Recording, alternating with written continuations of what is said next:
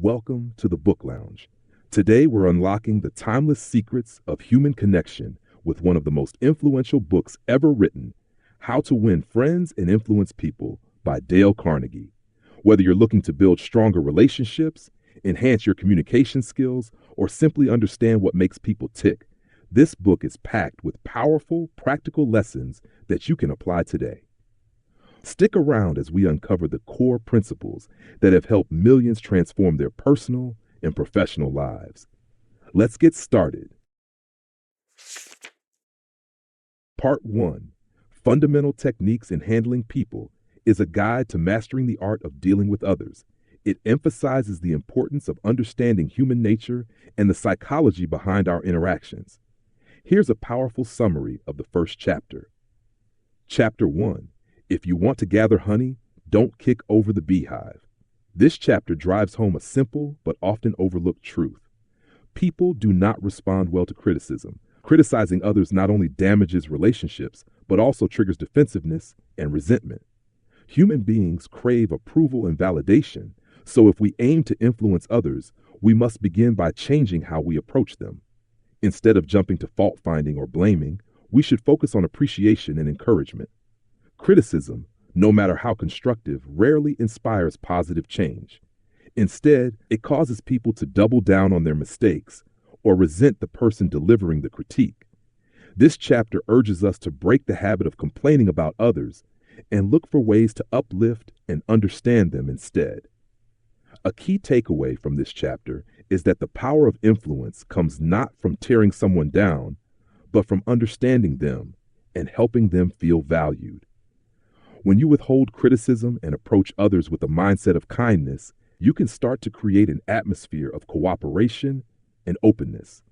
Rather than focusing on what people are doing wrong, acknowledge what they are doing right. This will help you earn their respect and ultimately their willingness to listen and be influenced by you.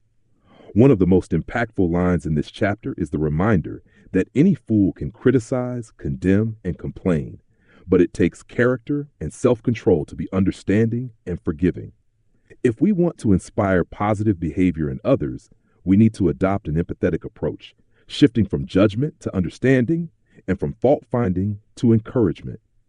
This simple yet powerful shift in attitude can change the dynamics of our relationships, making them more harmonious and productive. In essence, if we want to foster positive, lasting connections and have any influence over others, we must first start with compassion and patience rather than criticism. Chapter 2, The Big Secret of Dealing with People. In this chapter, the core message revolves around one of the most fundamental human needs, the desire to feel important. This is described as the big secret to successfully dealing with others. Every person craves appreciation and recognition, and when you tap into this need, you unlock a powerful way to connect with people on a deeper level. The key lesson here is that genuine appreciation, not flattery, is what people truly want. Flattery is shallow, insincere, and often easily seen through. But when you offer heartfelt appreciation, you make others feel valued and understood. People are drawn to those who make them feel good about themselves. Whether in personal or professional settings, expressing sincere gratitude or recognizing someone's efforts can dramatically improve your interactions and relationships. This chapter challenges us to think beyond ourselves and focus on others' achievements, talents, and strengths. Too often, we fall into the trap of taking people for granted, focusing on what they haven't done instead of celebrating what they have. By consciously acknowledging others' contributions, we not only make them feel important, but also motivate them to do better. This chapter reminds us that by offering genuine appreciation, we can inspire loyalty and strengthen our bonds with those around us. The impact of this principle is far-reaching. In the workplace, for example, employees who feel appreciated are more engaged, motivated, and productive. In friendships and relationships, expressing gratitude and admiration deepens the connection and trust. The chapter suggests that if we take the time to appreciate others, we create a positive environment where people feel valued, leading to cooperation and goodwill. In short, the big secret to dealing with people is to make them feel genuinely appreciated. By giving people a sense of importance and recognizing their value, we create an atmosphere of trust, respect, and mutual benefit. This simple yet profound shift in how we interact with others can transform not only how we influence people, but also the quality of our relationships in every area of life. Chapter 3. He who can do this has the whole world with him. He who cannot walks a lonely way. This chapter introduces one of the most powerful principles in human relations, the ability to arouse in others an eager want. The concept is simple yet profound. People are primarily motivated by their own desires and interests, not by what we want. The key to successfully influencing others lies in understanding their needs and aligning them with our own goals. When you learn to present things from the other person's perspective, you gain the ability to move people in your direction, not through coercion, but by appealing to their self-interest. To truly master this skill, you must focus on empathy. The chapter emphasizes the importance of seeing things from the other person's point of view. If you can understand what someone else wants and show them how they can get it while also benefiting you, you create a situation where everyone wins. Most people approach interactions with their own agenda, but those who can genuinely think about what the other person wants hold the key to building cooperation and rapport. A powerful lesson in this chapter is that attempting to force someone to do something against their will is often futile. The only way to get someone to take action willingly is to help them see how it benefits them. Whether it's convincing a friend, negotiating with a colleague, or even dealing with family, the ability to make the other person feel like your idea is aligned with their desires is what sets apart great communicators and leaders. Instead of demanding or commanding, successful individuals inspire others by appealing to their wants and needs. The chapter uses vivid examples to show that great influencers are those who know how to make others feel like their own desires are being met while guiding them toward a mutual goal. The secret is not manipulation, but mutual benefit and genuine understanding.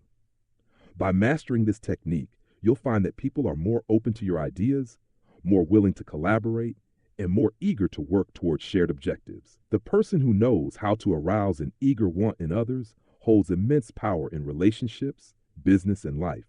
Without this ability, however, one risks walking a lonely path, disconnected from the interests and motivations of those around them. Understanding and appealing to what others want is the foundation of true influence. Chapter 4. Do this and you'll be welcome anywhere. This chapter reveals one of the simplest yet most profound truths about human interaction. To be liked and welcomed by others, you must show genuine interest in them. The essence of the message is clear. People are naturally drawn to those who make them feel important and valued. If you master the art of showing sincere interest in others, you'll find doors opening in every area of your life. At the heart of this principle is the understanding that most people are far more interested in themselves than in anyone else. If you want to leave a lasting impression, the key is not to focus on promoting yourself, but to engage with others in a way that makes them feel special. People appreciate those who take the time to listen, to ask meaningful questions, and to remember personal details about their lives. When you make others the center of attention, you create a bond that is genuine and hard to forget. The chapter urges us to move beyond superficial interactions and cultivate a deep, authentic interest in the lives of those around us. This isn't about faking interest to get what you want. It's about developing a real curiosity for who people are and what makes them tick. Whether you're at a social event, networking, or simply meeting someone new, being genuinely interested in others will make you stand out from the crowd. One key insight from this chapter is the idea that people care far more about those who care about them. Most of the time, we're busy thinking about our own lives, our own needs, and our own problems. But when someone takes the time to truly understand us, it feels rare and valuable. By shifting your focus from yourself to others, you create stronger connections and become more likable in the process. Practical ways to apply this principle include remembering people's names, asking about their interests, and actively listening to what they have to say. A person's name is to them the sweetest sound in any language, and simply using it can make them feel recognized and appreciated. Similarly, showing an interest in their hobbies, work, or family life can spark a deeper connection, as it shows that you value them as an individual. Ultimately, the secret to being welcome anywhere lies in your ability to make others feel seen, heard, and valued.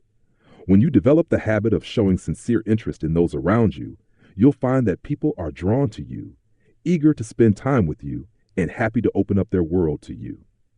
This chapter is a powerful reminder that the key to being liked is to shift the focus away from yourself and toward the people you meet. Chapter 5.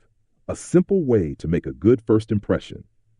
This chapter unveils one of the easiest yet most powerful ways to leave a lasting impression, a genuine smile.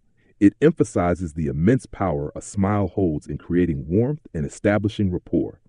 A smile is much more than just a facial expression. It's a symbol of openness, positivity, and friendliness. When you smile at someone, you immediately disarm them, making them feel comfortable and welcomed. Smiling has a profound psychological effect on both the giver and the receiver. For the person smiling, it fosters a sense of well-being and reduces stress. For the person receiving the smile, it conveys a sense of trust and sincerity. People are naturally drawn to those who radiate positivity, and a genuine smile is the quickest way to signal that you are approachable and kind-hearted. One of the key insights from this chapter is the importance of authenticity. A fake or forced smile is worse than no smile at all. People can sense when your smile is not sincere, and instead of fostering goodwill, it creates distrust. The message is clear. For your smile to have real impact, it must come from a place of genuine warmth and interest in others. The chapter goes further by explaining that a smile doesn't just make others feel good, it transforms how they view you. First impressions are formed in a matter of seconds, and a warm smile can tilt the scales in your favor. Whether you're meeting someone for the first time at a social event, an interview, or even just passing by, a smile conveys confidence, kindness, and a willingness to connect. It's not just about the big moments either. Small interactions in everyday life can be enhanced with a simple smile, greeting a colleague, thanking a cashier, or acknowledging a stranger. The chapter points out that in our busy lives, people often rush through these moments without truly connecting. But when you take the time to smile, you stand out and make people feel noticed and appreciated. This small gesture can make a world of difference in how you're perceived. In short, a smile is a universal language that transcends barriers and opens doors to better relationships. It's one of the most effective tools you have to make a great first impression, and it doesn't cost a thing. If you want to instantly brighten someone's day and leave a positive, lasting impression, the answer is simple: just smile. This chapter highlights that by incorporating genuine smiles into your interactions, you not only make others feel good, but you also elevate your own sense of joy and connection with the world. Chapter 6. If you don't do this, you are headed for trouble. This chapter highlights a fundamental principle of human relationships, the importance of making people feel valued by remembering and using their names. A person's name is deeply tied to their identity, and hearing it spoken with respect is one of the simplest yet most powerful ways to acknowledge their worth. If you fail to use someone's name, or worse, get it wrong, you risk making them feel insignificant, which can damage the connection. The chapter explains that people love hearing their own name. It's not just about remembering a name, but using it thoughtfully in conversations. A person's name is a key part of their identity, and when you remember it, you demonstrate that you value them as an individual. This small gesture instantly builds rapport and strengthens relationships, whether in personal or professional settings. Forgetting a name or getting it wrong signals disinterest or carelessness, which can leave a negative impression and create distance. The chapter challenges us to go beyond surface-level interactions. It encourages us to actively commit people's names to memory and make an effort to use them in conversation. This requires mindfulness and attention to detail, but the payoff is significant. People are more likely to engage with you, trust you, and feel positively towards you when you take the time to remember and use their name. It shows you care and are genuinely interested in them. Moreover, using someone's name during a conversation adds a personal touch that makes the interaction more meaningful. It transforms what could be a mundane exchange into one that feels special and individualized. For example, instead of just saying, "Great job," you could say, "Great job, Sarah." The simple addition of her name deepens the compliment, making it feel more sincere and personal. The chapter also delves into the negative consequences of neglecting this principle. If you consistently fail to remember people's names or use them incorrectly, it signals a lack of interest or effort. Over time, this can erode trust and goodwill, pushing people away rather than drawing them closer. In business, this can mean lost opportunities, damaged relationships, and a lack of influence. In summary, remembering and using people's names is not just a social courtesy, it's a powerful tool for building strong connections. It shows respect, attention, and appreciation for the individual. By mastering this simple habit, you create an immediate sense of trust and warmth, ensuring that you're not only remembered, but also welcomed in any interaction. Neglect this, and you may find yourself alienating people without even realizing it. Chapter 7: An Easy Way to Become a Good Conversationalist. This chapter introduces a simple yet powerful strategy to become a great conversationalist. Focus on being a good listener. The key to winning people over in conversation is not through clever words or dominating the discussion, but by showing genuine interest in what others have to say. People love to talk about themselves, their experiences, and their interests. When you give them that opportunity, they will naturally feel more connected to you and view you as a thoughtful, engaging person. The secret is to let others do most of the talking and listen attentively. When you allow someone to express their thoughts and feelings, you not only make them feel important, but you also gain insight into their perspective, which helps build a stronger connection. People aren't as interested in hearing about you as they are in sharing their own stories. By simply encouraging them to talk and actively listening, you become more likable and leave a lasting impression. Active listening, however, goes beyond just being quiet while someone else speaks. It involves showing genuine curiosity, asking thoughtful follow-up questions, and providing verbal and nonverbal cues that show you're truly engaged. For example, nodding, maintaining eye contact, and occasionally offering small remarks of encouragement like, "That's interesting," or "Tell me more," keeps the conversation flowing and demonstrates that you care about what they're saying. When people feel heard, they feel valued, which is the foundation of a meaningful relationship. The chapter emphasizes that being a good listener is not just a tactic, but a sign of respect. It shows that you are willing to put someone else's needs and interests ahead of your own for the sake of the conversation. As a result, people will naturally be drawn to you because they feel understood and appreciated in your presence. The chapter concludes by reminding us that the easiest way to be remembered fondly is not by impressing people with our words, but by making them feel important through our genuine interest. Great conversationalists don't seek to impress, they seek to understand. This shift in focus from yourself to others is what truly makes you stand out in any social or professional setting. By practicing active listening and letting others talk about themselves, you'll find that people will be eager to engage with you, seeing you as someone who values their thoughts and opinions. Chapter 8: How to Interest People. This chapter reveals a key insight into capturing people's attention and keeping them engaged. Talk about what interests them, not you. People are naturally drawn to topics they care about. And if you want to hold their attention and build rapport, you must focus the conversation on their interests, passions, and experiences. By doing this, you make the other person feel valued and important, which is the key to building lasting relationships. The chapter emphasizes that most people make the mistake of dominating conversations with their own stories and viewpoints. But if you want to truly interest someone, you have to shift your focus to them. Ask about their hobbies, their work, or the things they are passionate about. When you do this, you trigger an emotional connection, because they get to talk about something that excites them. People are always more animated and engaged when discussing their own interests, and that energy naturally makes the conversation more enjoyable for both parties. A critical point in the chapter is that genuine curiosity is essential. You can't fake interest. People will see through it. To truly captivate someone's attention, you must be sincerely interested in what they care about. This means actively listening, asking thoughtful questions, and showing enthusiasm for their answers.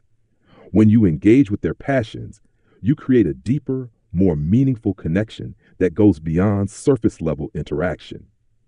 The chapter also highlights the value of preparation. If you know you're going to meet someone new or enter a situation where you'll be interacting with others, it's a good idea to learn something about their interests ahead of time. Doing your homework and having a few relevant topics or questions ready shows that you've made an effort, which immediately sets a positive tone. For example, if you know someone loves a particular sport or hobby, bring it up in conversation. It shows you've taken the time to think about what matters to them. Ultimately, the key to becoming an interesting conversationalist lies not in what you say, but in your ability to draw out what others love to talk about. By focusing on what interests the other person, you create a space where they feel seen and appreciated, making them more engaged and excited to interact with you. This approach not only makes conversations more dynamic, but also strengthens your relationships by showing others that their passions matter to you. Chapter 9: How to Make People Like You Instantly. In this chapter, the core idea is simple yet powerful. If you want to be liked instantly, make others feel appreciated. The fastest way to win people over is by making them feel good about themselves, and one of the most effective ways to do this is through sincere compliments and appreciation. The chapter emphasizes that this appreciation must be genuine. It cannot be forced or insincere. People can easily detect flattery, but when you offer authentic praise, it resonates deeply and creates an immediate bond. The key here is to focus on the good qualities in others. Every person has something admirable, whether it's their work ethic, kindness, or even their sense of humor. When you make an effort to notice and acknowledge these qualities, you make the other person feel seen and valued. This isn't about manipulating others, but about fostering genuine positive connections by recognizing what is good in the people around you. This chapter also touches on the power of finding common ground and expressing mutual respect. When you show respect for others and their opinions, even when they differ from your own, you create an atmosphere of trust and mutual liking. People are naturally drawn to those who respect them and make them feel important. By giving people that feeling, you increase your likability and create stronger relationships.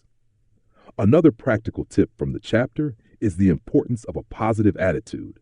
When you approach interactions with warmth and positivity, others are more likely to respond in kind. Your mood and demeanor are contagious, and by radiating friendliness, you make it easier for others to like you.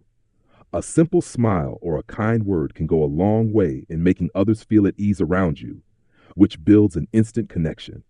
Additionally, the chapter stresses the significance of remembering personal details about people.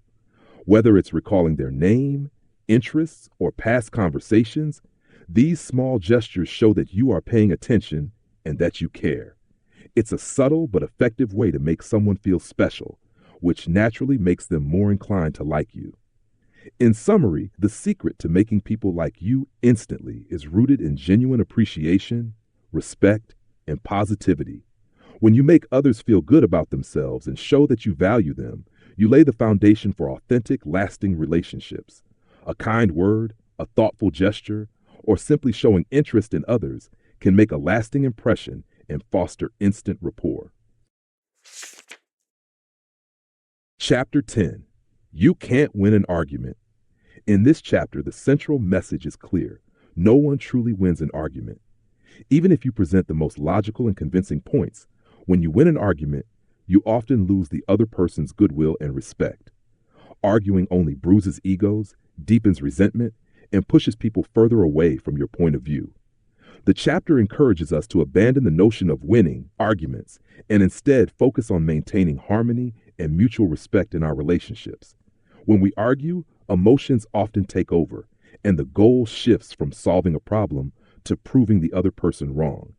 Even if you succeed in proving your point, the other person is likely to feel embarrassed or resentful. This leaves a lasting negative impact on your relationship. Instead of winning their cooperation or agreement, you may win the battle, but lose the war by damaging trust and rapport. The chapter emphasizes that most arguments do more harm than good, leaving both parties frustrated and further apart. The chapter offers a more effective approach. Avoid arguments altogether. Rather than engaging in a confrontation, listen to the other person's viewpoint with an open mind. Show respect for their opinion, even if you disagree. By acknowledging their perspective, you create a space where dialogue is possible and tension can be diffused. This doesn't mean you have to agree with everything they say, but by not attacking their stance, you prevent the conversation from spiraling into a heated dispute.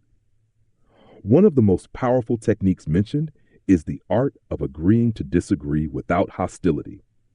If you calmly and respectfully present your thoughts without directly challenging the other person's ideas, you create the possibility for them to reconsider their position on their own terms. People are far more likely to be persuaded if they feel their viewpoint is respected rather than attacked. Moreover, the chapter highlights the importance of empathy. If you approach discussions with an attitude of understanding rather than competition, you foster a collaborative atmosphere where real solutions can be found. This method not only strengthens your relationships, but also builds an environment of trust and mutual respect. In essence, the best way to win an argument is to avoid it. By showing understanding, listening with empathy, and respecting differences, you preserve your relationships and create opportunities for genuine cooperation. Rather than trying to dominate others with logic or force, seek common ground and let the conversation lead to constructive outcomes. Chapter 11, A Sure Way of Making Enemies and How to Avoid It. This chapter provides a crucial lesson on how to handle disagreements and differences of opinion without alienating others. The surest way to make enemies, it argues, is by openly criticizing or correcting others in a harsh or condescending manner. Pointing out when someone is wrong not only bruises their pride, but also creates resentment. If you want to avoid making enemies, the key is to resist the urge to prove others wrong, especially in public or confrontational ways. The chapter emphasizes that correcting someone often backfires because people are naturally defensive of their ideas and actions. No one enjoys being told they're wrong, and when you correct someone, you challenge their intelligence or judgment. Even if your intentions are good or your facts are right, the immediate response is often anger or embarrassment. Instead of building bridges, correcting others can quickly erode relationships. So, how can you avoid this trap? The chapter suggests taking a more tactful approach. When you encounter a situation where someone is mistaken, don't rush to correct them. Instead, allow them to save face. One technique is to lead them to the correct answer gently through questions or subtle suggestions, rather than direct confrontation. This allows them to come to the realization themselves, sparing their ego and keeping the interaction positive. Another strategy is to admit your own mistakes first. By being humble and acknowledging your own fallibility, you create a more open and non-threatening environment for discussion. When people see that you are willing to admit your own faults, they are less likely to become defensive when their errors are pointed out. This fosters mutual respect and helps maintain harmony in the conversation. The chapter also highlights the importance of focusing on solutions rather than blame. Instead of fixating on who's right or wrong, shift the conversation towards solving the problem at hand. By working together to find common ground, you build cooperation rather than animosity. In summary, if you want to avoid making enemies, avoid correcting others in a way that undermines their pride or embarrasses them. Instead, approach disagreements with tact, empathy, and humility. The goal should be to foster understanding and cooperation, not to win an argument at the cost of the relationship. By respecting the dignity of others, you keep your interactions constructive and ensure that disagreements don't turn into lasting resentments. Chapter 12. If you're wrong, admit it. This chapter reveals a simple but often overlooked truth. Admitting your mistakes is one of the most powerful ways to disarm conflict and strengthen relationships. When we're wrong, our natural instinct is to defend ourselves or find excuses. However, denying or justifying our errors only deepens tension and damages trust.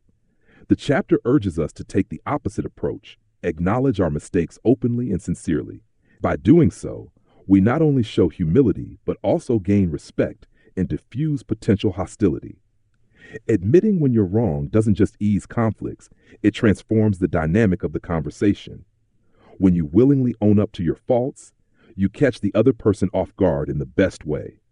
Instead of being defensive, they often respond with understanding and may even soften their stance. It takes the heat out of a situation because no one can argue against someone who is already accepting responsibility. This creates an environment of mutual respect and allows both parties to move forward constructively. The chapter also touches on the importance of being prompt with your admission. The longer you delay or avoid admitting a mistake, the more tension and resentment can build. By addressing it immediately and sincerely, you prevent the issue from escalating and show that you value the relationship over your ego. The quicker you admit fault, the faster you can rebuild trust and resolve the issue. It also highlights that admitting your mistakes is not a sign of weakness, but of strength. It takes confidence to acknowledge your errors, and doing so shows others that you are honest, mature, and trustworthy. People appreciate this kind of transparency, and it often leads to stronger, more open relationships. Rather than damaging your reputation, admitting fault enhances it as it signals your integrity and self-awareness. In addition, when you admit your mistakes, it encourages others to do the same. It sets a precedent for honesty and creates a culture where people feel safe acknowledging their own errors. This fosters collaboration and understanding, both in personal and professional settings. In conclusion, admitting you're wrong is a powerful tool for building trust and maintaining harmony in relationships. It diffuses tension, prevents further conflict, and shows humility, earning you respect in the process. Instead of defending your ego, embrace your mistakes as opportunities to grow and connect with others on a deeper, more genuine level. Chapter 13. In this chapter, the message is clear. Kindness is the most effective way to influence others and resolve conflicts. Just as a drop of honey attracts more flies than a gallon of vinegar, a gentle, warm approach will win people over far more effectively than harshness or criticism. When dealing with others, especially when tensions arise, starting with friendliness and understanding opens doors that force or aggression can never unlock. The chapter emphasizes that when people feel attacked or criticized, they instinctively become defensive. No one likes being told they're wrong, and harshness only pushes people further into their entrenched positions. However, when you approach them with kindness, empathy, and respect, you disarm their defenses. They become more open to listening and less likely to argue back. This strategy doesn't just resolve immediate issues, it fosters goodwill and makes the other person more receptive to future cooperation. A key insight in the chapter is that people are emotional beings. Appealing to their emotions with kindness and understanding is far more persuasive than appealing to their logic with criticism or demands. Even if you are right in a disagreement, presenting your point with a smile and a gentle tone will almost always lead to better results than proving your point with hostility. The drop of honey is symbolic of a softer, more compassionate way to interact, one that acknowledges the humanity in others. The chapter also encourages us to practice patience when handling difficult situations. Instead of reacting impulsively or out of frustration, take a step back and approach the situation with calmness and warmth. By controlling your emotions and maintaining a positive demeanor, you not only keep the conversation civil, but also lead by example. Your behavior sets the tone for the entire interaction, making it easier for the other person to respond in kind. Another important aspect discussed is the long-term impact of kindness. While being forceful may win a short-term argument, using honey, kindness builds lasting relationships and trust. When people feel that you genuinely care about their feelings and perspective, they are far more likely to respect and cooperate with you in the future. In essence, this chapter teaches that kindness is not only morally right, but also the most practical tool for dealing with others. Whether resolving a conflict or simply trying to influence someone, approaching them with warmth and understanding will always yield better, longer-lasting results than aggression or criticism. Chapter 14. The Secret of Socrates. In this chapter, the focus is on using the wisdom of Socrates to make conversations more effective and agreeable. The secret lies in the simple idea of getting the other person to say yes as much as possible, especially at the beginning of a conversation. When someone is nodding in agreement, even on minor points, they are psychologically more open to continuing that pattern of agreement. This method, known as the yes, yes technique, helps build rapport and creates an atmosphere of collaboration rather than confrontation. The chapter emphasizes that when you begin by agreeing on points you both share, no matter how small, you set the tone for a productive and positive interaction. If you can start with common ground, you're much more likely to guide the conversation in a cooperative direction. People naturally want to maintain consistency in their responses, so starting with a series of yes answers primes them to be more receptive to your ideas later on. One powerful takeaway is that arguing and trying to force someone into agreement is rarely effective. When people are confronted with an aggressive or combative approach, their instinct is to dig in their heels and say no. That no is not just a word, but a psychological wall. Once someone has said no, it becomes much harder to change their mind. The chapter urges us to avoid this trap by steering the conversation toward agreement from the very beginning. The yes strategy also works because it allows the other person to feel that their opinions are valued and heard. It's not about manipulation. It's about creating a dialogue where the other person feels understood and respected. By getting them to say yes, you build a cooperative environment where solutions and agreements are more likely to emerge naturally. The chapter also highlights the importance of patience. Just as Socrates did in his dialogues, we should guide conversations through questions rather than declarations. By gently leading the other person to realize that they already agree with certain points, we can guide them to a conclusion without ever forcing it on them. This method helps avoid confrontation and creates a sense of partnership. In essence, the yes technique encourages cooperation by starting with agreement and building momentum from there. It's a strategy that fosters understanding, diffuses conflict, and makes it easier to reach mutual solutions without ever making the other person feel cornered or coerced. Chapter 15. The Safety Valve in Handling Complaints. In this chapter, the discussion centers around the crucial skill of effectively handling complaints and criticisms. It emphasizes that when people express their grievances, they are often seeking acknowledgement and understanding rather than a solution. This revelation acts as a safety valve that helps release tension and frustration, allowing for constructive dialogue to take place.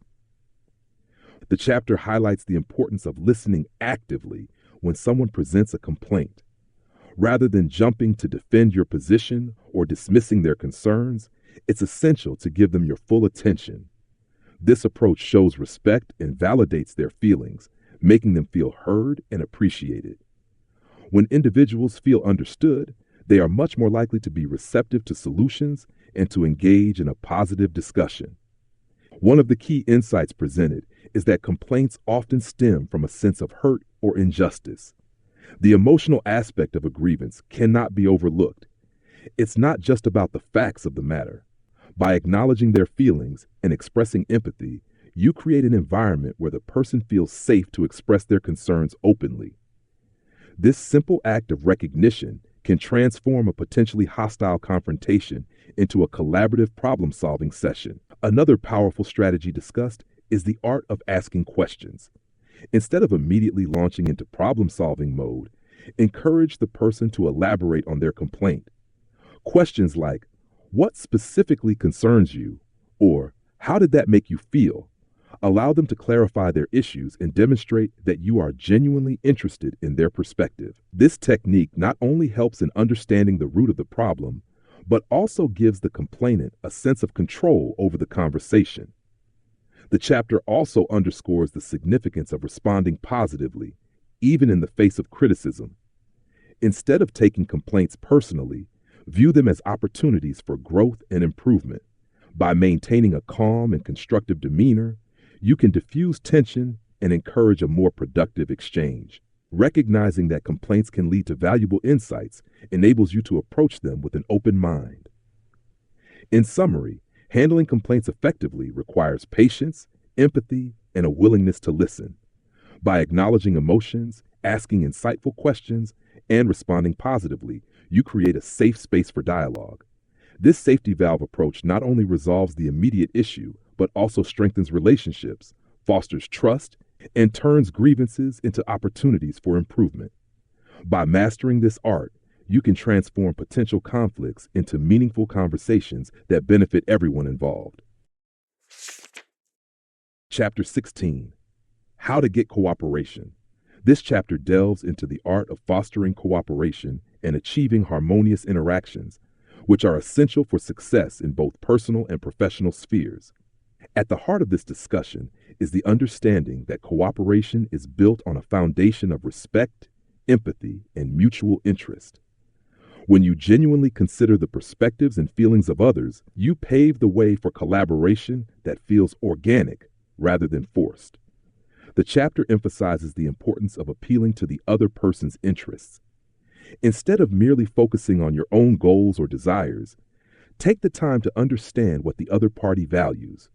By aligning your objectives with their interests, you create a win-win situation where both sides feel they have something to gain.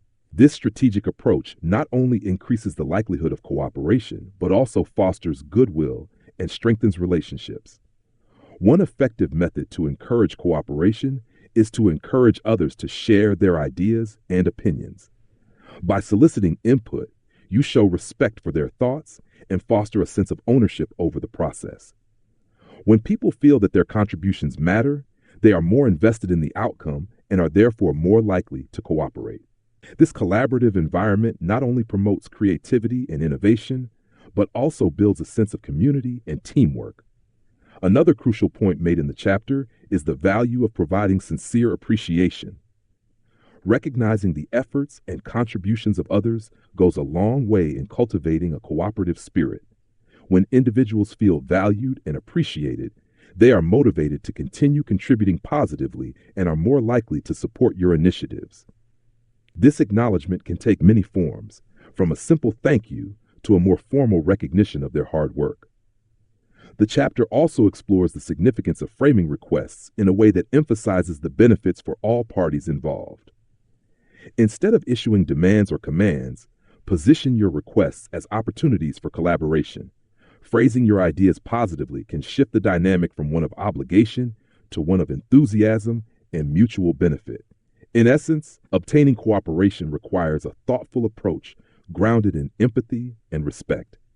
By aligning interests, encouraging input and appreciation, you create an atmosphere conducive to collaboration. When people feel valued and understood, they are far more likely to engage constructively and work towards common goals. This chapter serves as a powerful reminder that fostering cooperation is not just about achieving objectives, it's about building relationships that endure and thrive. Through these practices, you can cultivate an environment where cooperation flourishes, leading to success for everyone involved. Chapter 17: A Formula That Will Work Wonders for You. In this chapter, the focus is on a transformative formula for effective communication and building rapport that can significantly enhance both personal and professional relationships. The key to this formula lies in the simple yet profound act of genuinely appreciating others.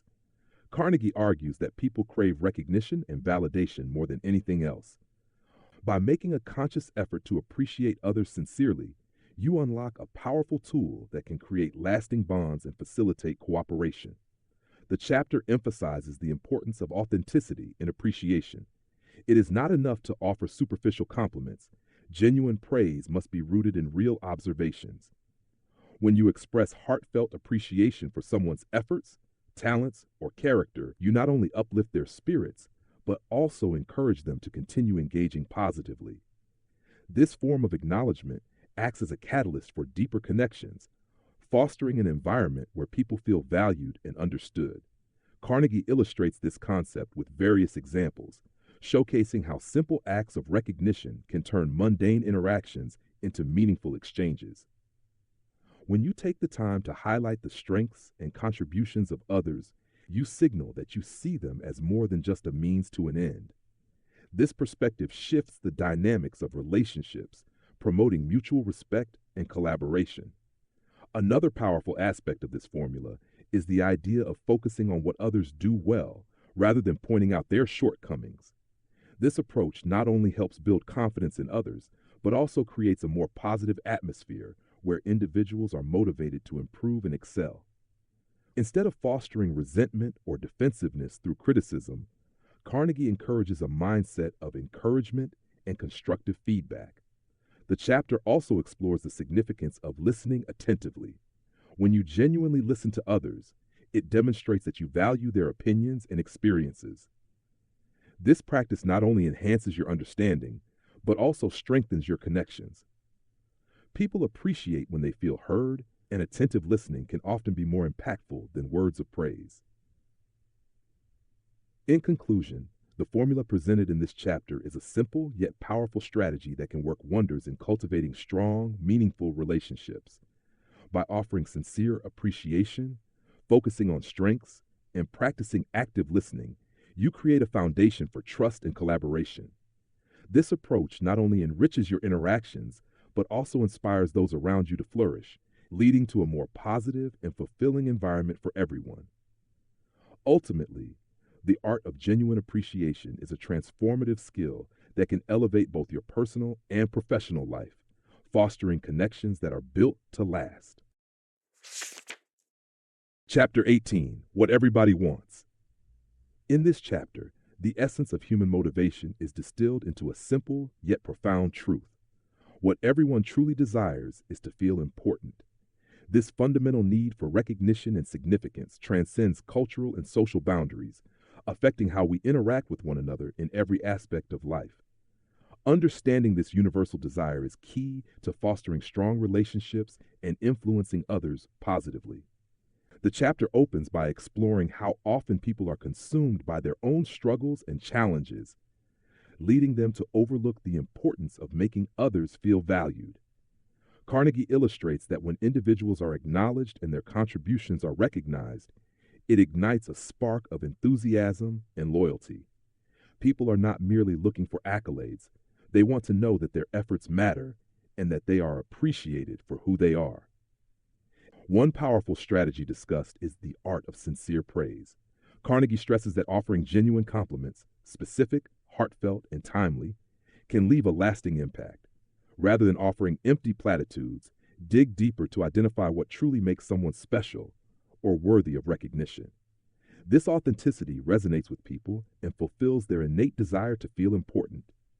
By taking the time to appreciate others, you not only uplift their spirits, but also strengthen the bonds of friendship and trust. The chapter further emphasizes the importance of empathy. When you strive to see the world from another person's perspective, you can understand their motivations and desires. This practice not only deepens your connection, but also fosters an environment of respect and cooperation. By acknowledging the contributions and feelings of others, you help create a safe space for open communication and collaboration. Carnegie also highlights the potential consequences of neglecting this need for significance. When people feel undervalued or ignored, resentment and disengagement can set in, damaging relationships and stifling teamwork. Recognizing the importance of appreciation can therefore be a transformative approach to overcoming conflict and building a cohesive atmosphere. Ultimately, this chapter serves as a compelling reminder that making others feel important is not just a strategy for success, it is an ethical imperative. By embracing the principle that everyone seeks recognition, you can elevate your interactions, inspire others, and foster a culture of appreciation. This simple yet powerful insight has the potential to enrich your relationships, enhance your influence, and create an environment where everyone feels valued. By understanding what everybody wants, recognition and appreciation, you unlock the door to meaningful connections and lasting impact. Chapter 19, An Appeal That Everybody Likes. In this chapter, the focus is on the art of persuasion through a deeply appealing strategy, addressing the needs and desires of others rather than just one's own. Carnegie emphasizes that the most effective way to influence people is to align your requests and ideas with what they genuinely want. By understanding and appealing to the interests of others, you create a powerful platform for cooperation and understanding. Carnegie illustrates this concept with various examples, highlighting how successful leaders and communicators tailor their messages to resonate with their audience. The key lies in framing your ideas in a way that demonstrates how they can benefit the listener. This approach not only captures attention, but also fosters a sense of partnership, as individuals feel that their needs are being acknowledged and prioritized. One of the critical insights offered is the power of empathy in communication. Carnegie stresses that by putting yourself in the shoes of others, you can better understand their motivations and concerns. This perspective allows you to craft messages that are not only relevant, but also compelling. When people feel that you genuinely care about their interests, they are far more likely to respond positively. Additionally, the chapter highlights the significance of telling a story or painting a vivid picture when making an appeal. People are naturally drawn to narratives that evoke emotions and illustrate potential outcomes. By weaving your requests into a relatable story, you engage the audience on a deeper level, making them more receptive to your ideas. This storytelling approach helps to create a connection that transcends mere logic, tapping into the emotional core of human interaction. Carnegie also emphasizes the importance of sincerity. Authenticity resonates with people, and when your appeals are grounded in genuine desire for mutual benefit, they are far more likely to be successful. Sincere communication builds trust, and trust is the bedrock of influence. Furthermore, the chapter stresses the importance of patience and persistence. Not every appeal will yield immediate results, but when you approach interactions with understanding and respect for others' needs, you lay the groundwork for future cooperation. Over time, this consistent approach fosters stronger relationships and a collaborative spirit. In summary, the chapter articulates a powerful strategy for influencing others through empathy, storytelling, and genuine sincerity. By appealing to what others want and demonstrating how your ideas align with their interests, you create an environment ripe for collaboration and connection. This approach not only enhances your persuasive abilities, but also cultivates a culture of mutual respect and understanding. By mastering this appeal, you can transform your interactions, making them more meaningful and effective. Chapter 20, The Movies Do It, TV Does It. Why don't you do it?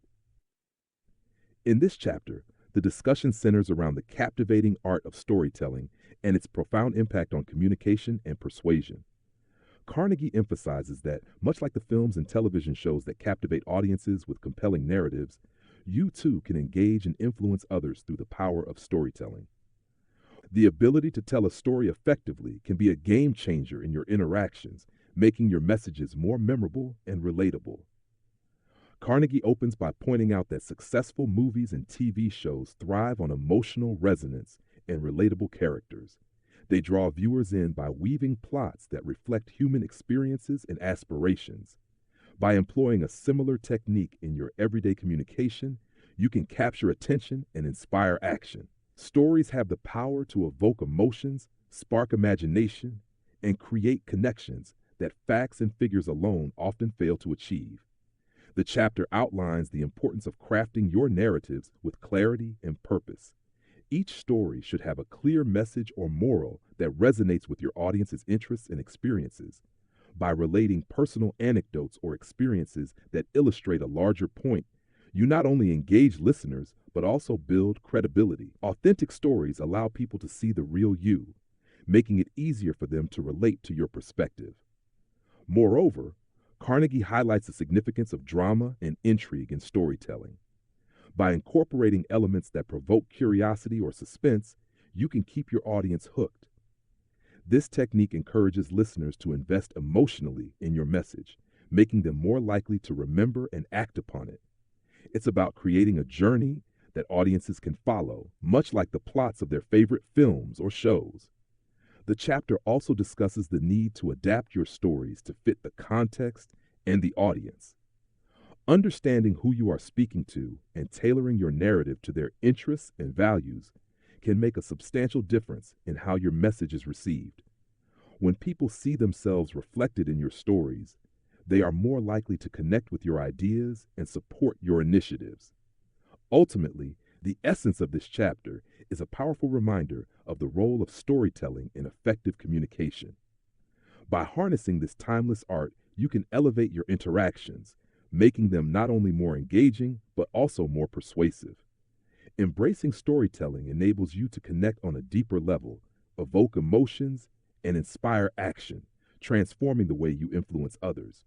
Whether in personal relationships or professional settings, the ability to craft and share compelling narratives can set you apart and enhance your ability to connect with those around you. Chapter 21. When nothing else works, try this.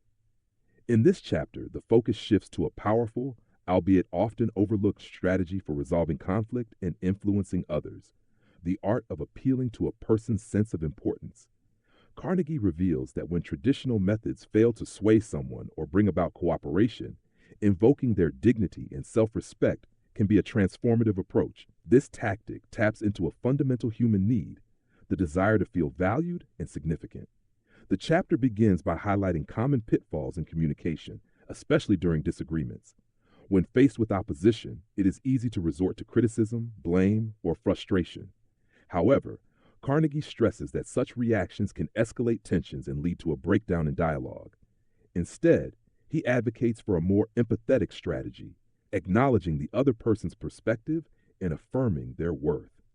By doing so, you not only diffuse hostility, but also create an atmosphere conducive to understanding and collaboration.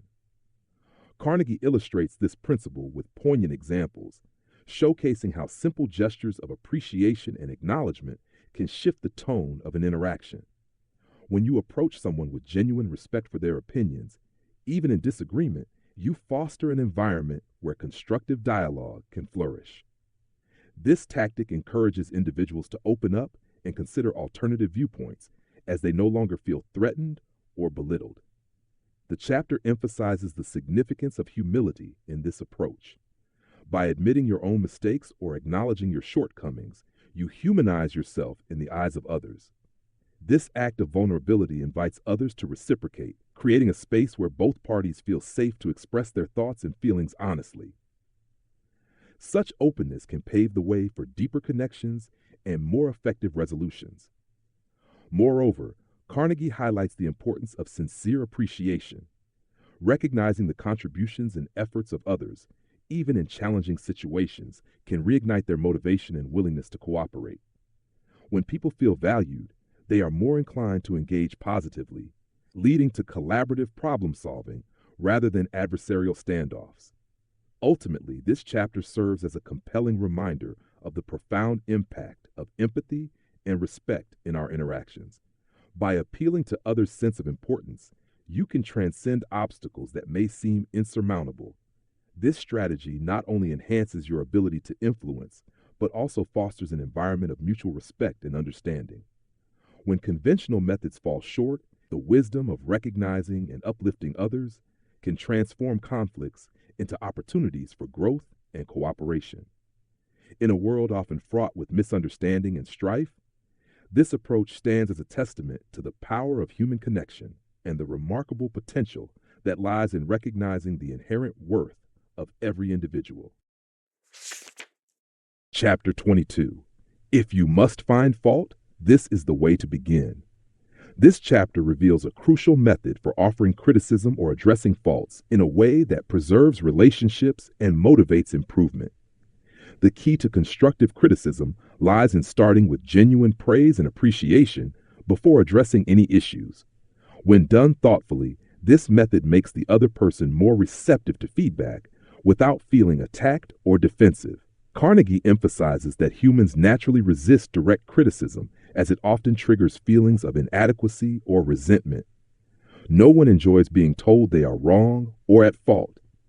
That's why it's essential to soften the approach by first highlighting the person's strengths or positive qualities. This opening with praise not only diffuses potential tension, but also shows respect for the individual, making them more open to receiving your message. It's about acknowledging their efforts and giving them credit where it's due before addressing areas for improvement. The chapter dives into the psychology behind this approach. People are more likely to accept criticism when they feel valued, not condemned. By starting with praise, you're framing the critique in a way that feels supportive rather than hostile. The person feels that you are on their side, encouraging them to do better rather than tearing them down. This creates a productive environment for growth rather than one that leads to frustration or disengagement. Carnegie also highlights the importance of sincerity. The praise given must be genuine, not a manipulative tactic or mere flattery. People can easily sense insincerity, and if they feel the compliments are empty, they will be less inclined to take your feedback seriously. When your admiration is heartfelt, it paves the way for a more meaningful conversation about their shortcomings. In addition to leading with praise, the chapter encourages you to frame the fault or criticism in a way that emphasizes improvement, not failure. By focusing on what can be done to correct the issue or how the person can grow from the feedback, you inspire a proactive response rather than defensiveness. It's not about pointing out mistakes, but about helping someone realize their potential for better performance. Ultimately, the lesson from this chapter is a profound one. Criticism, when done with care and thoughtfulness, can foster improvement without damaging relationships. Leading with appreciation and following with constructive feedback can transform potentially awkward conversations into opportunities for growth. This approach not only helps maintain respect and rapport, but also motivates individuals to strive for better, knowing they are supported rather than judged. Chapter 23: How to Criticize and Not Be Hated for It. This chapter focuses on an important challenge: delivering criticism in a way that doesn't alienate or create resentment. Criticism, while often necessary, is difficult to give without causing hurt feelings or defensiveness. However, when done skillfully, it can be a powerful tool for inspiring change and improvement without damaging relationships. The secret lies in a subtle yet effective technique: pointing out mistakes indirectly. Instead of delivering harsh, direct criticism, a softer, more tactful approach makes it easier for others to accept feedback without feeling attacked. One way to do this is by making the fault seem like an easily fixable issue, or even framing it as a suggestion for improvement. This subtle redirection allows the person to save face while still getting the message across. By avoiding direct confrontation, you reduce the likelihood of the individual becoming defensive, making them more open to change. Carnegie points out that one of the worst outcomes of criticism is that it often bruises the ego. People are naturally protective of their self-image and pride, and harsh criticism can make them feel humiliated or diminished. To prevent this, a gentle and tactful approach is key. By making your criticism seem like a collaborative effort toward improvement, you're more likely to foster positive changes. Using phrases like, "Perhaps we could try this instead," or "Have you considered this option?" feels less like a reprimand and more like teamwork. The chapter also highlights the effectiveness of admitting your own shortcomings before criticizing others. This strategy creates a sense of humility and solidarity, showing the other person that nobody is perfect and that improvement is a shared journey. By acknowledging your own mistakes, you make it easier for the other person to accept their own errors without feeling criticized. Carnegie further suggests that whenever possible, praise should precede criticism. When you begin by recognizing the person's strengths or achievements, it makes the feedback easier to digest. People are more willing to listen to constructive suggestions when they feel appreciated for their efforts. This balance of praise and gentle critique ensures that the individual remains motivated and receptive. The essence of this chapter is the understanding that criticism, when delivered thoughtfully, can be a catalyst for growth rather than conflict. By employing tact, humility, and encouragement, you can offer feedback that is both effective and well received, preserving relationships and inspiring positive change. Chapter 24. Talk about your own mistakes first. In this chapter, the emphasis is on the power of humility when offering feedback or guiding someone toward improvement. Instead of immediately pointing out the faults of others, this approach encourages starting by acknowledging your own mistakes. This simple act of humility not only softens the blow of criticism, but also makes the other person more open to accepting guidance and learning from their own errors. The principle behind this approach is that no one enjoys being told they are wrong, and criticism often triggers defensiveness or resentment. However, by openly admitting your own imperfections and sharing your personal struggles or past errors, you humanize the conversation.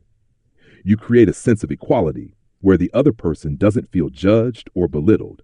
They are more likely to accept constructive feedback when they see that everyone, even you, has made mistakes and learned from them. This technique fosters a cooperative, rather than combative, atmosphere. When you start by talking about your own challenges or missteps, you disarm the other person and make it clear that your goal is not to criticize them harshly, but to offer genuine help and guidance. This shared vulnerability allows them to feel comfortable enough to reflect on their own actions and embrace change without feeling threatened. Another insight from this chapter is how effective this method is in maintaining goodwill in relationships. Whether you're at work, home, or in social situations, no one wants to be put in a position where they feel attacked. Starting with your own mistakes not only makes your advice easier to digest, but also strengthens the bond of trust between you and the other person. It shows that you are not coming from a place of superiority, but from understanding and mutual respect. Additionally, this technique demonstrates a deep level of emotional intelligence.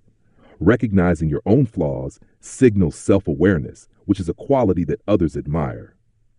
It encourages a culture of continuous learning and personal growth, both for you and the person you are trying to help. The essence of this chapter is that by leading with humility and vulnerability, you create an open and honest space for dialogue. This approach makes criticism feel less like a condemnation and more like a collaborative effort toward improvement. People are far more willing to follow advice and make changes when they feel understood and supported, not attacked. This method is not only more effective, but also fosters deeper, more trusting relationships. Chapter 25. No one likes to take orders.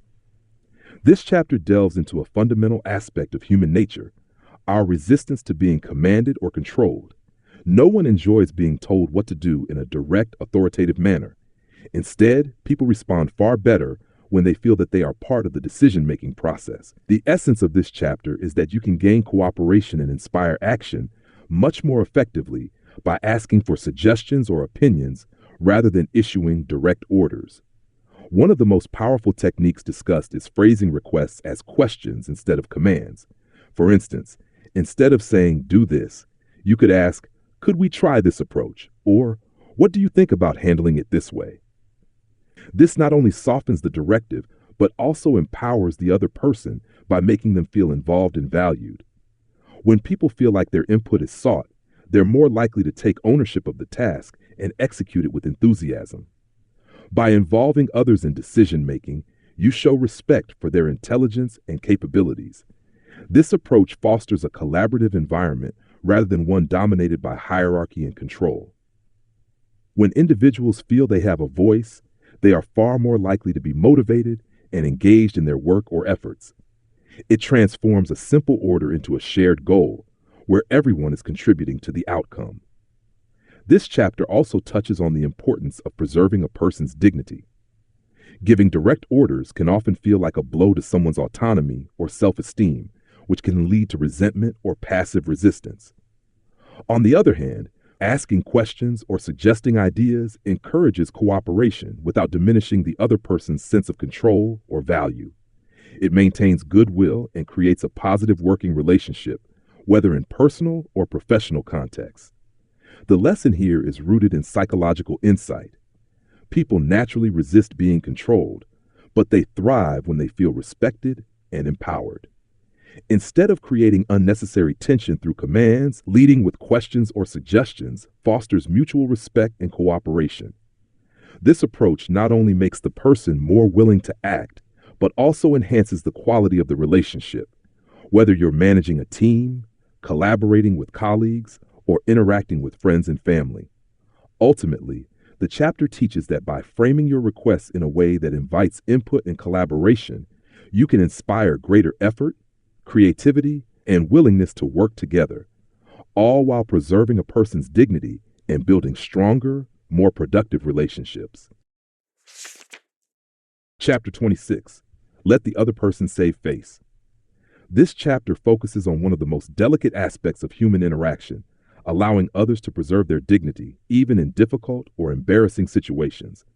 The core idea is that when people are criticized, corrected, or proven wrong, their pride can take a hit. To avoid this, it's crucial to help the other person save face, meaning to maintain their self-respect and avoid humiliation. By doing so, you not only show respect for their feelings, but also build goodwill and foster positive relationships.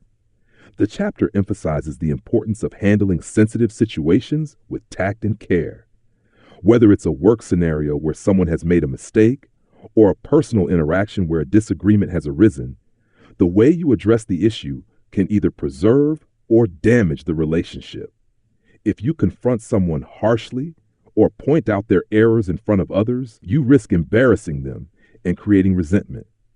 On the other hand, when you offer corrections gently and privately, you protect their self-esteem while still addressing the issue. One of the key lessons here is to avoid public criticism. Publicly shaming someone is one of the quickest ways to lose their cooperation and trust. Instead, if you need to offer feedback, it's best to do so in a manner that spares them from feeling humiliated. Whether you soften your words, speak to them one-on-one, or frame the feedback in a way that acknowledges their efforts, these actions can help the person feel respected, even when being corrected. Another powerful technique is to focus on the positive aspects of the individual before pointing out the issue. Recognizing their strengths or previous accomplishments shows that you value them and that your intention is to help, not to attack. This approach makes it much easier for the person to accept criticism without feeling defensive or wounded. Allowing others to save face is about more than just being polite. It's about maintaining relationships and keeping lines of communication open. When people feel respected, they are far more likely to cooperate, improve, and remain loyal. In contrast, when they feel attacked or humiliated, they often become defensive, uncooperative, or even hostile. The essence of this chapter is that kindness and respect go a long way in resolving conflicts and fostering cooperation. By allowing others to preserve their dignity, even in challenging situations, you build stronger, more positive relationships that are based on trust, mutual respect, and understanding. Chapter 27. How to Spur People On to Success. This chapter highlights the power of encouragement and recognition in helping others reach their potential. The main message is clear. People thrive when they are acknowledged for their strengths and progress. By offering sincere praise and highlighting what someone does well, you can inspire them to achieve even more. The chapter explains that most people rarely receive genuine recognition, and when they do, it can be transformative. Compliments or words of encouragement are often the spark that motivates people to keep improving. When someone is praised for their efforts, they become more confident and eager to succeed. It's a simple yet profound truth. When people feel valued, they are driven to accomplish even greater things. However, this is not about empty flattery. The praise must be genuine and specific. Instead of vague compliments like, "You're doing a good job," it is more effective to focus on specific actions or qualities, such as, "You handled that project with great attention to detail," or "Your creativity really shines in this work." By pointing out specific strengths, you give people clear validation and make your praise feel meaningful. The chapter also discusses how important it is to focus on the potential in others. Many people are unaware of their own abilities until someone else points them out. By recognizing and voicing these talents, you help individuals see the greatness they may not even realize they possess. This encouragement can be the turning point that propels someone to aim higher and achieve more. In addition to praise, constructive feedback should always be framed positively. When correcting someone, it is more effective to acknowledge their progress and suggest how they can improve further, rather than focusing solely on what went wrong. This approach not only boosts morale, but also helps people view challenges as opportunities for growth, rather than failures. Ultimately, the key takeaway from this chapter is that people need to feel supported and recognized in order to reach their full potential. Encouraging words and praise are powerful motivators. When you recognize someone's strengths and express confidence in their abilities, you give them the motivation to grow, improve, and achieve success. The power of positive reinforcement can truly change lives, making people feel capable and driven to accomplish things they might have thought impossible. In doing so, you not only help others succeed, but also build stronger, more positive relationships based on trust and mutual respect. Chapter 28. Give a Dog a Good Name. This chapter delves into the profound impact that labels and perceptions can have on individuals. The central premise is that by providing people with positive recognition and labels, you can significantly influence their self-image and behaviors. When you assign someone a positive name or title, you empower them to embody that identity, ultimately motivating them to rise to the occasion. The essence of this concept is grounded in the idea that people tend to live up to the expectations set for them. When a person is viewed as capable, talented, or responsible, they are more likely to act in ways that reflect those qualities. Conversely, if someone is consistently labeled as unreliable or incompetent, they may internalize that perception, resulting in a self-fulfilling prophecy. This chapter emphasizes the responsibility we have in shaping not only our own perceptions, but also those of others around us. To illustrate this point, the chapter provides various examples from everyday life and historical anecdotes.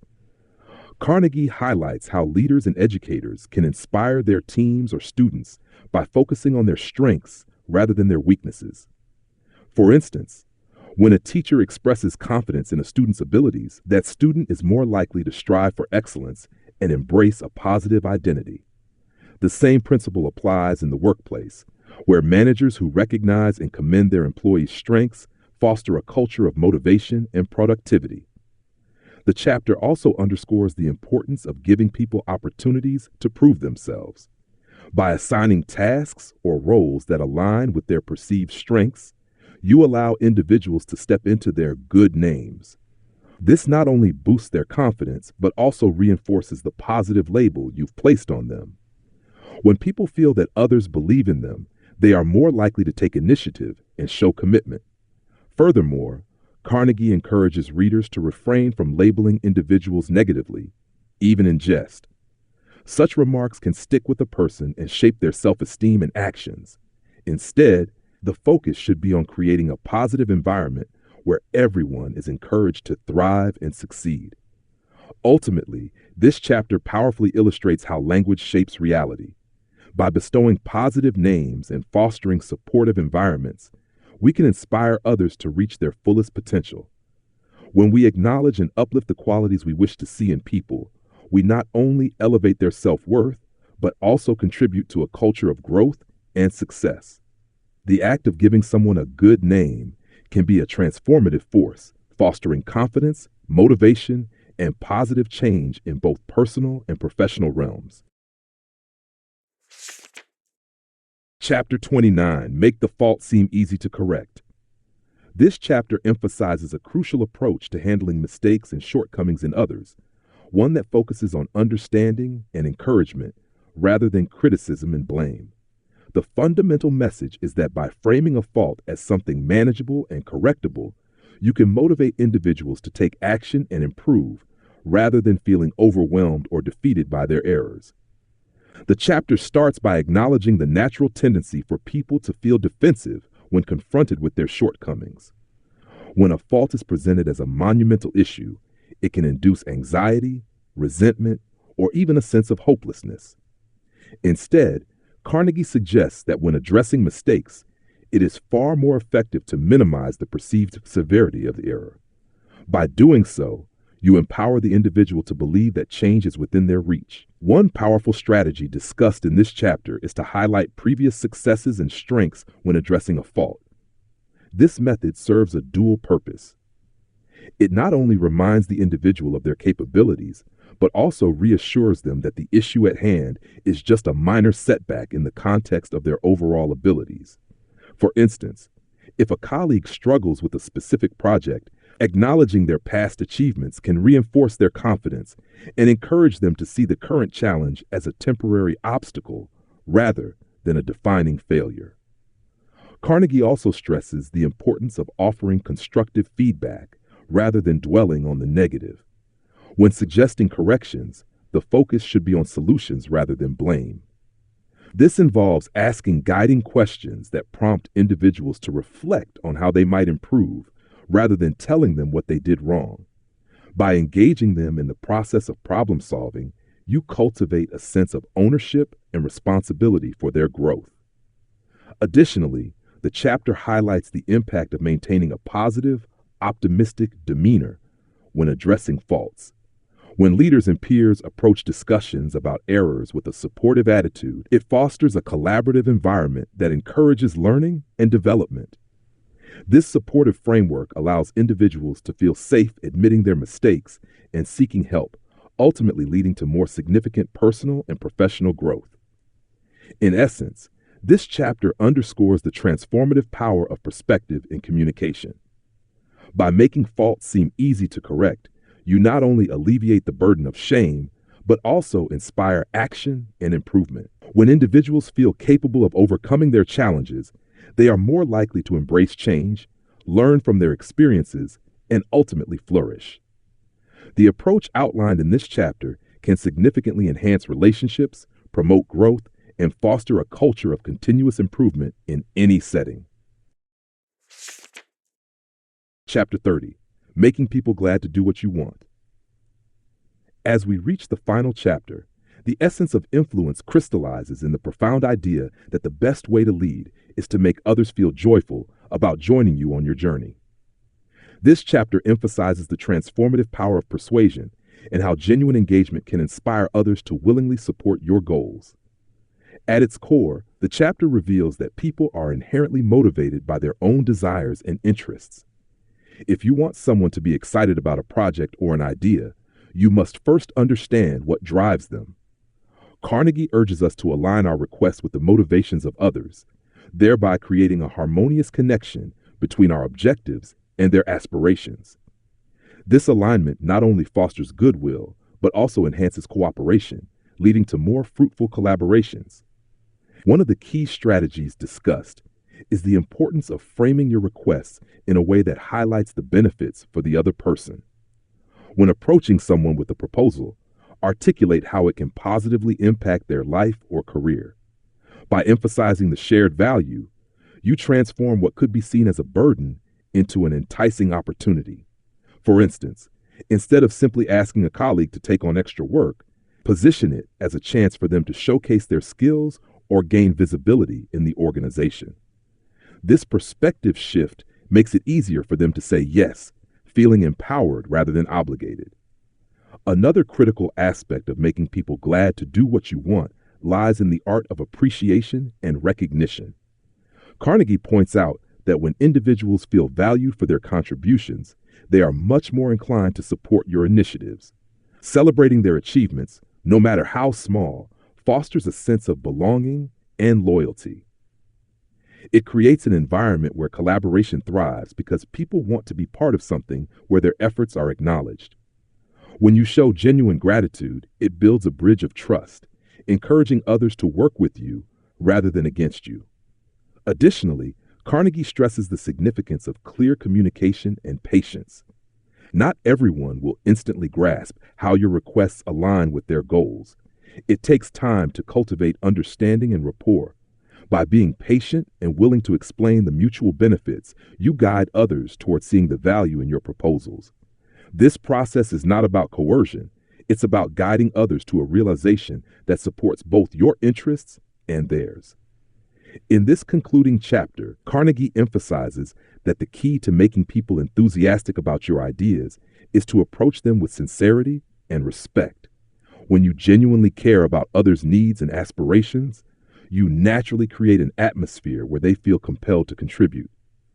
Ultimately, the overarching message of this chapter, and indeed the entire book, is that effective leadership and influence stem from the ability to inspire joy and cooperation. By fostering an environment where people are eager to help, you not only achieve your objectives, but also cultivate lasting relationships that enrich both your life and the lives of those around you.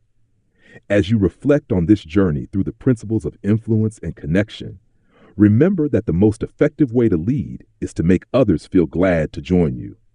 In doing so, you create a legacy of positive impact, collaboration, and shared success. As we reach the end of this powerful audiobook, remember, your journey of growth doesn't stop here. If you found any ideas that really hit home or a strategy that impressed you, I'd love to hear your thoughts in the comments below. Let's keep the conversation going. Share your key takeaways and let me know what you want me to cover next. Don't forget to hit that subscribe button and click the link in the description for your free book summary and workbook, a perfect companion to keep these lessons alive in your everyday life. Thanks for listening, and see you in the next chapter of the Book Lounge.